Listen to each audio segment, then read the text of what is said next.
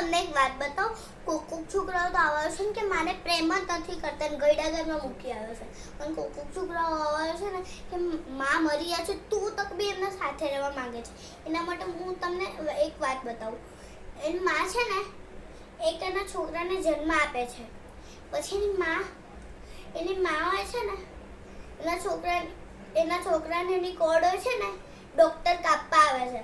એટલે એની માં છે ને કાપવા નથી દેતી એટલે ડોક્ટર કહે છે કેમ? કેમ કે અગર મારો છોકરો મારથી અલગ થઈ ગયો તો એટલે છે ને ડોક્ટર નથી કાપતો. પછી એ છોકરો છે ને ધીરે મોટો થાય છે. પછી એ છોકરો એની માં એના છોકરાને સ્કૂલે મોકલે છે. એટલે એની જે કોડો છે ને એ સાથે રહેશે માને એના જોડે. એટલે એની જે કોડો છે ને છોકરો એની દોરી બનાવીને રમે છે.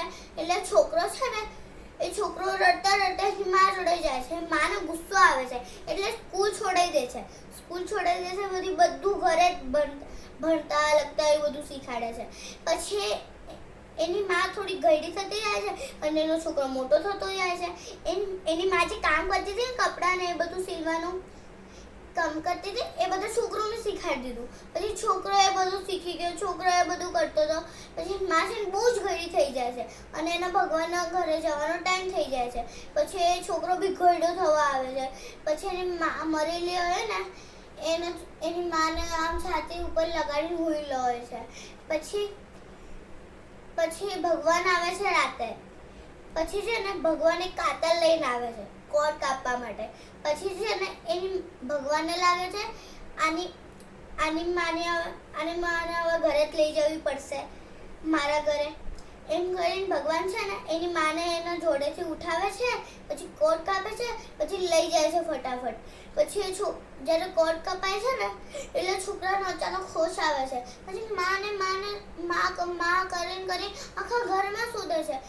પછી બિચારો એકલો પડી ગયો. પછી એને છે ને ગીત આ બનાવ્યું. હા ભલે જઈ બેઠી તું મમતાની મોરી માં, તારા વિના છે જિંદગી મારી સાવ કોરી માં. સુની ઘરની વેલીઓ આવીને તું જો, રડે મારી આંખડીમાં તને ક્યાં